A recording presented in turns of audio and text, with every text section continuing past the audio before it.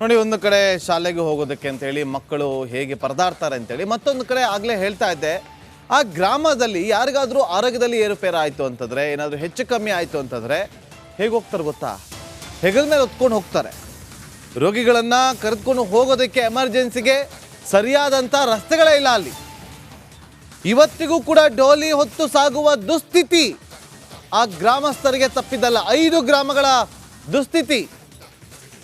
ರಿಪಬ್ಲಿಕನದಲ್ಲಿ ಗ್ರಾಮಸ್ಥರು ನೋವನ್ನು ತೋಡ್ಕೊಳ್ತಾ ಇದ್ರಲ್ಲ, ಅದರ ಸತ್ಯ ದರ್ಶನ ಆಗಿದೆ ನೋಡಿ ದೃಶ್ಯಾವಳಿಯಲ್ಲಿ.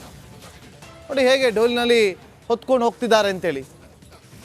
ಎಲ್ಲೋ ಭಾಗದ ಎಲ್ಲೋ ಜಾಗದ ನಾವು ಸ್ಟೋರಿಯನ್ನು ಹೇಳ್ತಾ ಇಲ್ಲ.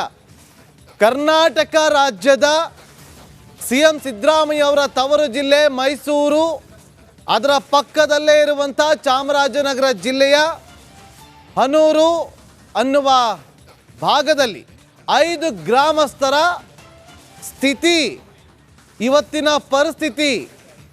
ಇದಕ್ಕೆ ಸಂಬಂಧಪಟ್ಟಂತೆ ನನ್ನ ಸಹೋದ್ಯೋಗಿ ದಿವಿತ್ ಮತ್ತೊಂದು ಪ್ರತ್ಯಕ್ಷ ವರದಿಯನ್ನು ಕೊಟ್ಟಿದ್ದಾರೆ ನೋಡಿ.